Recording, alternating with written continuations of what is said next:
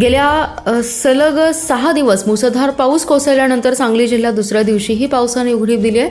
धरणांच्या पाणलोट क्षेत्रातील पावसाचा जोर ओसरल्याने नद्यांच्या पाणी पातळीत घट होऊ लागली आहे. सांगलीतील कृष्णा नदीवरील आयर्वेन पुलाजवळील पाणी पातळी सायंकाळी 19 फुटांवर आली. गेल्या आठवडाभर झालेल्या जोरदार पावसामुळे कोयना आणि चांदोली धरणाच्या पाणलोट क्षेत्रात मोठ्या प्रमाणात पाण्याची आवक झाली होती. परिणामी धरणातील पाणीसाठ्यात झपाट्याने वाढ झाली. सध्या कोयना धरणात सुमारे 53 टीएमसी तर चांदोली धरणात 20 टीएमसी पाणीसाठा झालाय. पावसाचा जोर कमी झाल्याने नद्यांमधील पाणी कमी होऊ लागले. सांगलीतील कृष्णा नदीवरील आयर्वेन पुलाजवळील पाणी पातळी शुक्रवारी सायंकाळी 19 फुटांवर आली.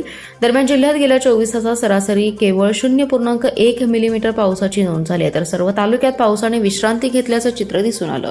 शिराळा तालुक्यात सर्वाधिक 0.4 मिलीमीटर, वाळवा तालुक्यात 0.3 मिलीमीटर, तर मिरज, खानापूर आणि आटपाडी तालुक्यात प्रत्येकी 0.1 मिलीमीटर पाऊस झालाय.